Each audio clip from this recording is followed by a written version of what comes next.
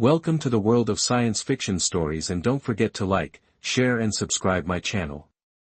Enjoy the listening. Aliens warned us. But our battleship changed everything.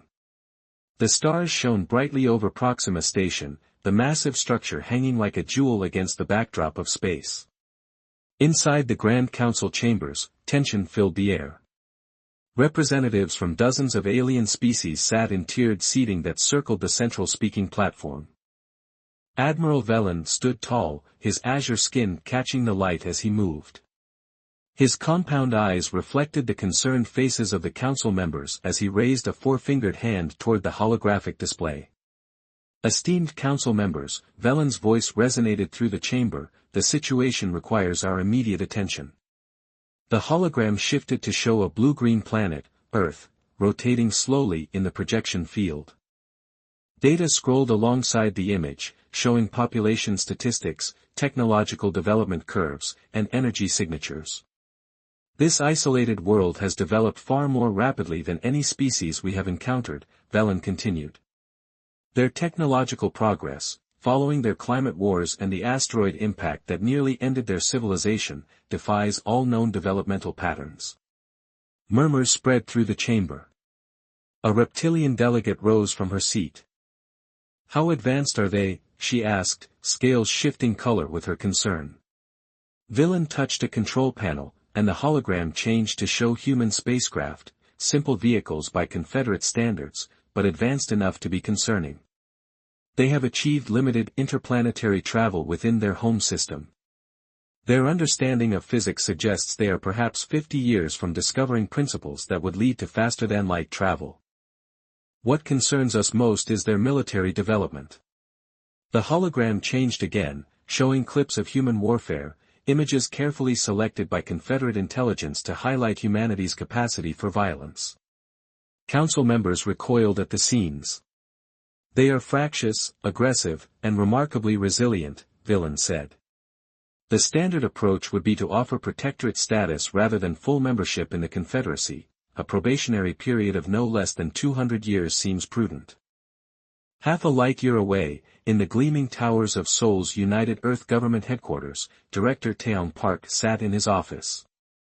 The room's large windows offered a view of the city's skyline, where ancient palaces stood alongside modern structures of glass and sustainable materials.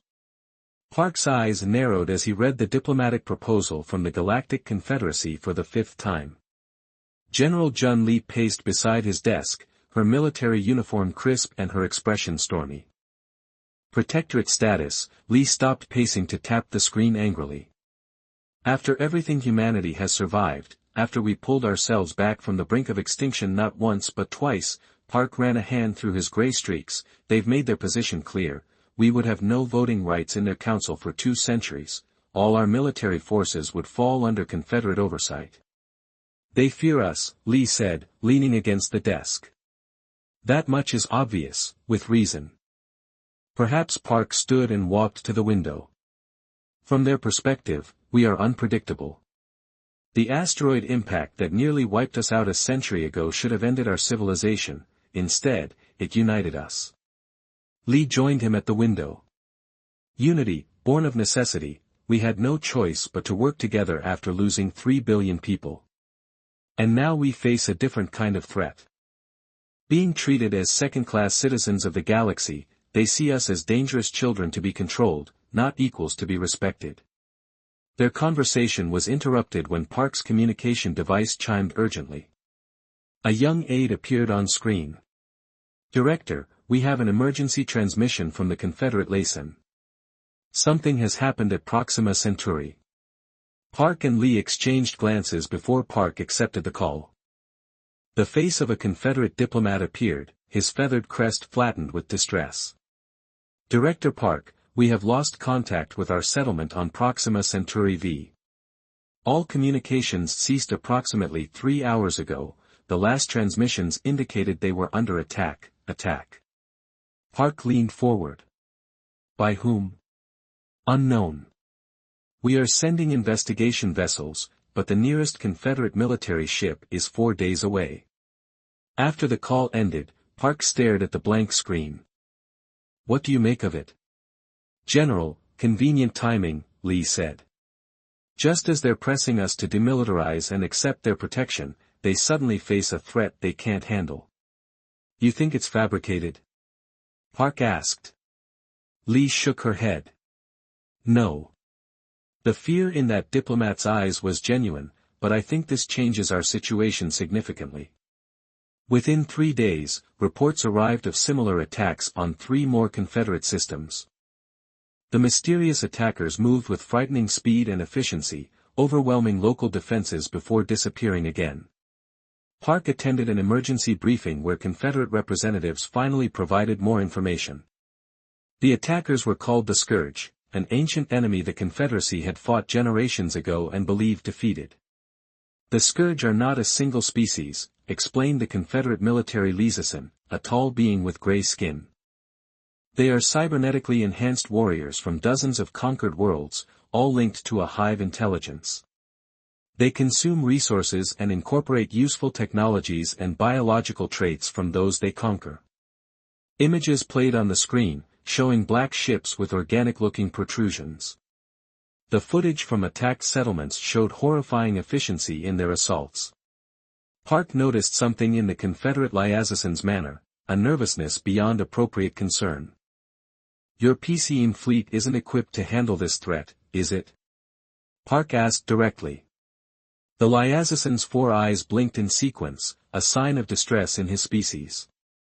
The Confederacy has enjoyed centuries of peace, our military exists primarily as a peacekeeping force.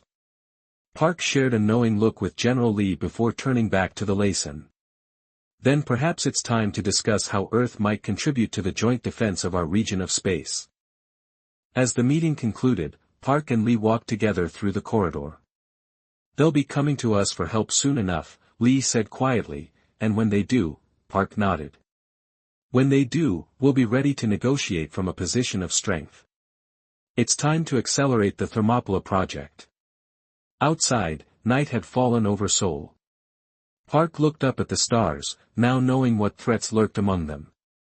Humanity had survived extinction before, they would survive this too, on their own terms. Ambassador Ju Kim walked with measured steps across the observation deck of the Luna defense platform. Her black diplomatic uniform was perfectly pressed, her posture straight and dignified. She showed nothing of the amusement she felt as she watched the Confederate delegation's reactions. The 6 alien representatives followed her, their various appendages and sensory organs twitching with poorly concealed disappointment. Behind them trailed a group of human military officers, all carefully briefed on their roles in this elaborate deception. As you can see, Kim gestured toward the viewport showing Earth's lone space station, our orbital capabilities are modest but functional. Through the reinforced glass, a small fleet of Earth vessels floated in formation.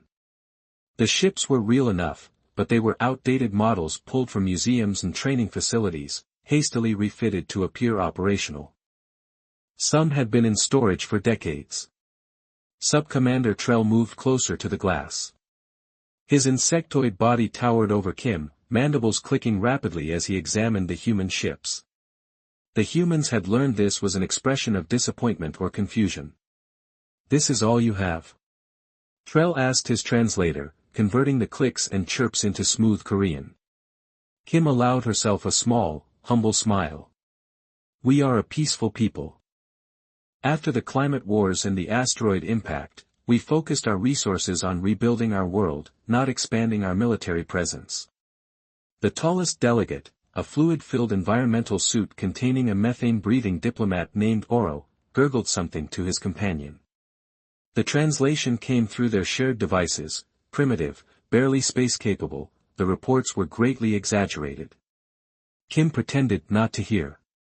If you'll follow me, I can show you our command center. From there, we coordinate Earth's modest defense network. As she led them through sliding doors into a busy control room, Kim exchanged a quick glance with General Park, who stood monitoring communications. Their subtle nod of acknowledgement went unnoticed by the visitors. The control room buzzed with activity that had been carefully orchestrated for this tour. Officers moved between stations, examining data on screens showing Earth's sensor network. All of it was real, just not Earth's most advanced technology. We have early warning systems extending to the edge of our solar system, Kim explained, though nothing as sophisticated as Confederate technology, of course. Trell's compound eyes swept across the room. Your ships appear to use chemical propulsion. Do you have anything faster? We have experimental ion drives, Kim replied truthfully. Earth had indeed developed ion drives over 50 years ago. They allow our vessels to reach Mars in just under 2 months. Another delegate, a crystalline being who communicated through light patterns, flashed what translated as laughter. The scourge would destroy your entire fleet before your ships could even turn to face them. Kim lowered her eyes in a show of concern. That is why we are grateful for Confederate protection, but we will contribute what we can to the joint defense effort. Yes, Trell said. Mandibles now still, every ship counts in this fight, no matter how limited. After the tour concluded and the delegation returned to their ship in orbit, Kim entered a secure communication room deep within the lunar facility. She placed her palm on a scanner, and a hidden door slid open. Inside, Director Park waited with several military officers around a table displaying a very different set of information than what the aliens had seen. How did our guests enjoy the show? Park asked, his eyes crinkling with restrained amusement. They were suitably unimpressed, Kim replied, finally allowing herself a real smile. They believe exactly what we want them to believe. Park nodded with satisfaction. Good, the deception buys us the time we need. He tapped the table display, and it changed to show a real-time feed from somewhere much farther away, beyond the orbit of Neptune, hidden from conventional detection systems in the classified shipyards. Beyond Neptune, Chief Engineer Min Hong floated in zero gravity beside the hull of the most advanced vessel humans had ever built. His magnetic boots occasionally touched the surface to stop his drift as he examined the outer plating. The UES Thermopylae stretched nearly 2 kilometers in length, its dark hull absorbing rather than reflecting light. Unlike the boxy, utilitarian designs the Confederacy had seen, this ship featured smooth lines and an angular, predatory shape. Miho's engineering team moved across the hull like ants on a fallen tree, making final adjustments to sensor arrays and weapon ports that lay flush with the surface when not in use. Beautiful, isn't she? Came a voice through his communication system. Miho turned to see another suited figure approaching across the hull. The name Doris Song was printed across the chest of the environmental suit. 15 years of secret development, Miho replied. Sometimes I still can't believe we managed to keep it hidden. The asteroid belt facilities helped, Director Song said. Mining operations make excellent cover for large-scale manufacturing, and the Confederate arrogance helped even more. They never thought to look closely at what we were doing out here. Miho ran a gloved hand over the whole material. They have no idea what we've achieved. This adaptive alloy alone is centuries ahead of their metallurgy, and a gravity drive operational. It's not just faster than light, it's faster than anything in the Confederate fleet. We'll be able to appear and disappear before their sensors can even register our presence. A notification flashed in Miho's helmet display. Captain Rio is requesting my presence on the bridge. Final systems check. Inside the massive vessel, corridors hummed with activity as crew members prepared for the ship's first potential combat mission. The bridge was spacious but efficiently designed, with workstations arranged in concentric circles around the central command area. Captain Hyan Rio stood studying a holographic display of nearby star systems when Minho entered. Her short hair was pulled back from her face, her expression focused and determined. Chief Engineer, she acknowledged him with a nod. Are we ready? Miho moved to the engineering station and checked the readouts. Everything was functioning at optimal levels, the reactor core stable, the gravitational drive primed, weapon systems fully operational, reactor nominal, gravitational drive online, weapon systems green across the board, he reported, unable to keep a note of pride from his voice. We're ready. Captain Ryu nodded and turned to face the main view screen, where the distant sun appeared as just another bright star. The Confederate Council has requested Earth's assistance, she said. Apparently, the Scourge have attacked another system. They're expecting us to send our modest fleet as a show of good faith. Little do they know, Miho said with a slight smile. Ryu's expression remained serious. The Thermopylae will remain hidden until the right moment. When that moment comes, she paused, looking around at her crew. The best Earth had to offer, trained in secret for this mission. Miho completed her thought, let's hope the Confederacy appreciates our contribution.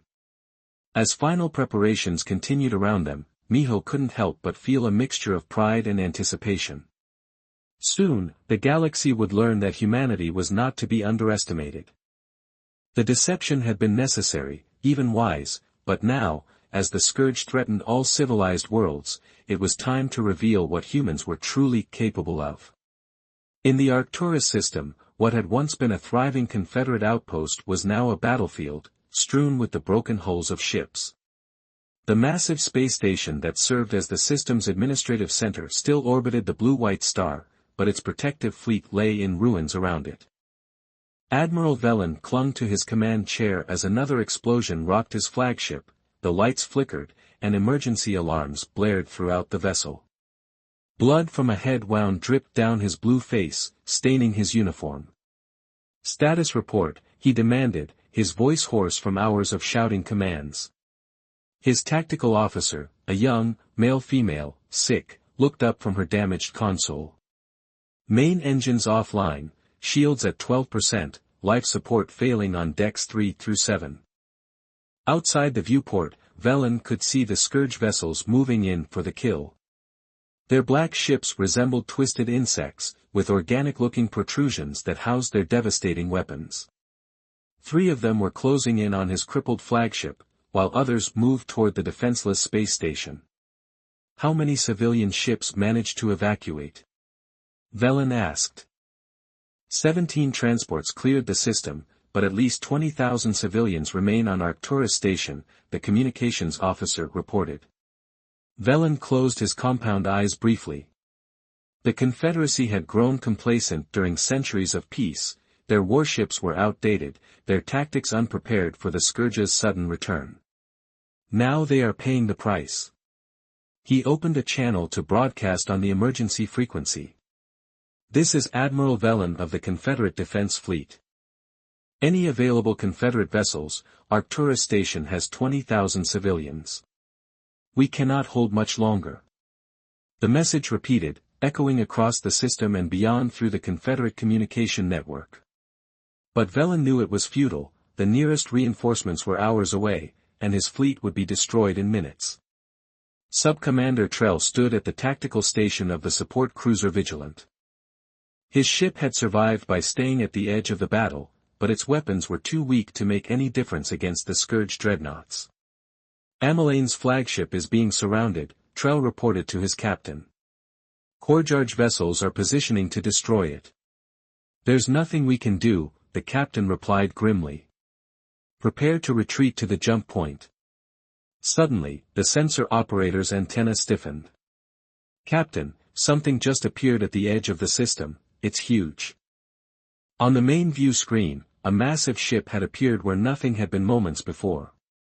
It was unlike any vessel Trell had ever seen, angular and predatory, with a dark hull that seemed to absorb light rather than reflect it. It bore no Confederate markings. "Is it another Scourge vessel?" the captain asked, mandibles clicking nervously. Before Trell could respond, a communication came through on all frequencies. "This is Captain Hyan Ryu of the United Earth ship Thermopylae. We are responding to your distress call, stand by for assistance." Trell's compound eyes widened. "Earth, the humans sent only one ship." The captain turned to him. "Didn't you inspect their fleet just last week?" "Yes," Trell replied, confusion evident in his voice, "but nothing like this. They showed us obsolete vessels, barely capable of interplanetary travel." On Admiral Velen's flagship, the same message had been received. Velen stared at the view screen in disbelief. "The humans," he whispered, "what can one ship do against this Scourge fleet?"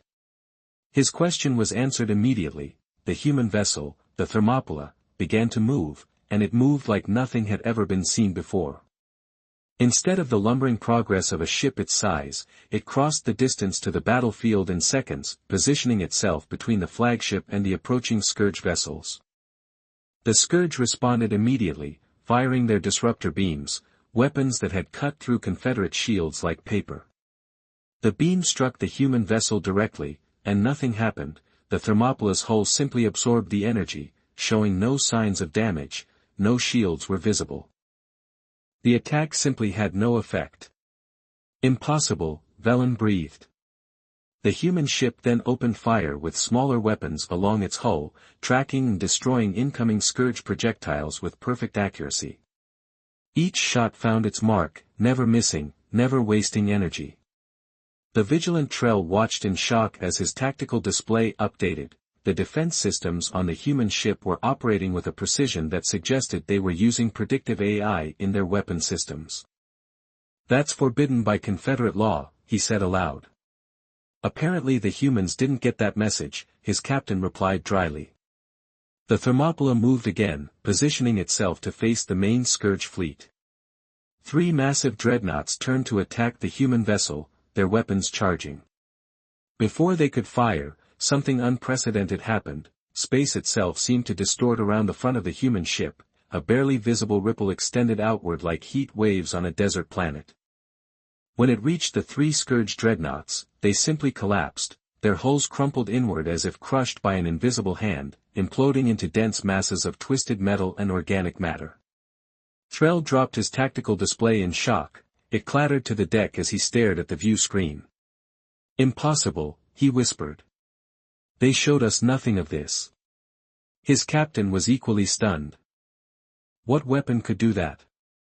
"Some kind of gravitational manipulation," Trell managed to say, far beyond anything in Confederate science. The remaining Scourge vessels turned their attention to the Thermopylae, converging on it from all directions, but the human ship moved with that same impossible speed, evading their attacks while continuing to fire its weapons with perfect accuracy. On the bridge of the Thermopylae, Captain Hyan Ryu stood calmly at the center of a storm of activity. Crew members called out reports from their stations as the ship engaged the enemy. "Gravitational drive functioning at optimal levels," the navigation officer reported. "We're outmaneuvering them easily." "Hull integrity at 100%, added the defensive systems officer. "Their weapons can't penetrate our adaptive alloy." Ryu nodded. "Prepare the compression cannon for another firing sequence, target the vessels approaching the station."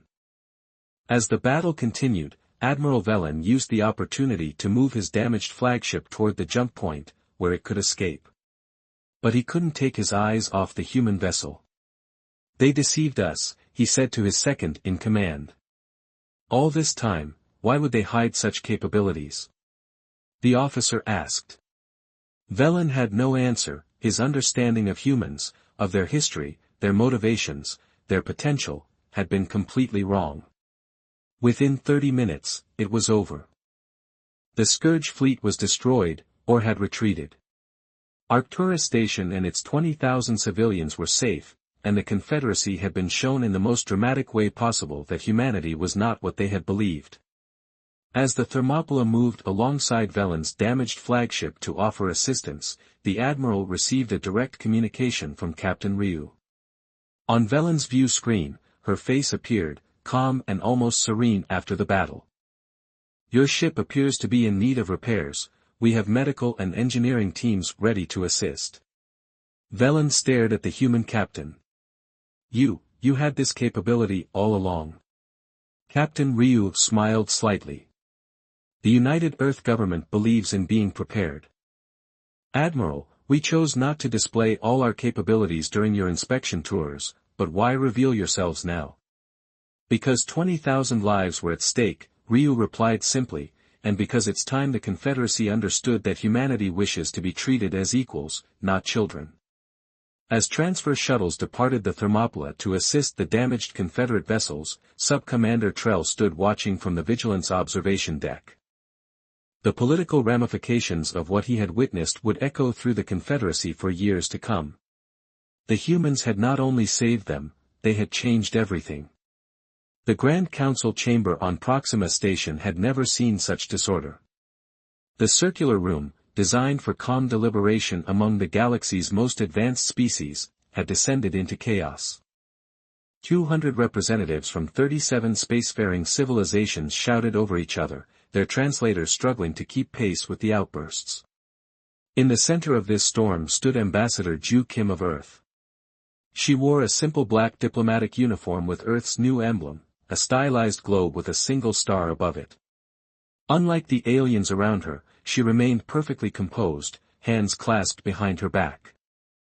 On the massive screen surrounding the chamber, footage from the Battle of Arcturus played on a loop. The Thermopylae moved with impossible speed, its weapons tearing through scourge vessels that had decimated the Confederate fleet. The gravitational compression cannon activated again and again, crushing enemy ships like toys. "Order!" shouted the council moderator, a tall being with crystalline skin that flashed with colored light when agitated. "We will have order, gradually." The noise subsided. Councillor Dren, representative of the Morgan Collective, rose from his seat, his 4 tentacles writhed in agitation, the suckers along their length pulsing with angry red light. "You deliberately misled the Confederacy about your military capabilities," he accused, pointing all 4 tentacles at Ambassador Kim. "Your people showed us outdated technology and claimed it was your best. You violated the trust of the Confederacy." A murmur of agreement spread through many of the representatives. Ambassador Kim waited for it to subside before responding evenly, her voice calm but carrying throughout the chamber. "We showed you exactly what you expected to see. You assumed we were primitive because it suited your preconceptions. We simply allowed that assumption to stand, that is deliberate deception," huffed the Xanthi representative, his feathered crest fully extended in indignation. "Is it, Kim? When your delegation visited Earth, did anyone ask to see our most advanced technology? Did anyone ask about gravitational manipulation or advanced alloys?" She paused, letting the silence answer for her. "Your reports classified us as a developing species before your ships even entered our solar system. You offered us protectorate status rather than full membership, you treated us as children to be guided rather than equals to be respected." Admiral Velen, still bearing bandages from the battle, stepped forward. "Ambassador, you speak truth," he said, his voice carrying the weight of his rank. "I was present at Arcturus. Without the Thermopylae, we would have lost the system and 20,000 civilian lives." "One ship," exclaimed Councillor MK, a gaseous being contained within an environment suit. "One human ship did what our entire fleet could not, which raises the question," said the La representative, her scales shifting color from blue to green, "what other ships do they have that we don't know about?" The chamber erupted again. Kim stood silently, allowing the speculation to flow around her. Earth had indeed kept many secrets. The Thermopylae was only one of 3 such vessels completed, with 5 more under construction, but they didn't need to know that, not yet. When the noise subsided again, Kim spoke. "The United Earth government wishes to renegotiate the terms of our relationship with the Confederacy. We seek full membership with all rights and responsibilities that entails after this deception." Dren's tentacles coiled in outrage. "After proving our worth," Kim corrected, "Earth stands ready to commit our full capabilities to the defense of the Confederacy against the scourge threat." The council moderator's crystalline body pulsed with light. "This session will recess for 1 hour while representatives consult with their governments." As the chamber emptied, Kim was approached by Admiral Velen. "You played a dangerous game, Ambassador," he said quietly. "We play the only game available to us," she replied. "Your people were never going to respect us as equals until we proved ourselves." Velen's compound eyes studied her. "And now what game do you play now?" Kim smiled slightly. "Now we play as equals, Admiral, if you'll allow it." Meanwhile, aboard the Thermopylae, Captain Hyen Ryu suppressed a sigh as she welcomed the 4th delegation of alien dignitaries that day. The ship had become something of a tourist attraction, with Confederate officials and military officers all clamoring for a tour. Lieutenant Doyen Choi led the current group, a collection of technical specialists from various species. They move through the ship's corridors, eyes and other sensory organs taking in everything. This deck houses our secondary propulsion systems, Choi explained, gesturing to a sealed doorway. The primary gravitational drive is located in the central core and is off-limits to visitors. Accent the engineer stepped forward, his hands moving rapidly as he spoke. The speed we witnessed in the battle footage, it cannot be achieved through conventional means.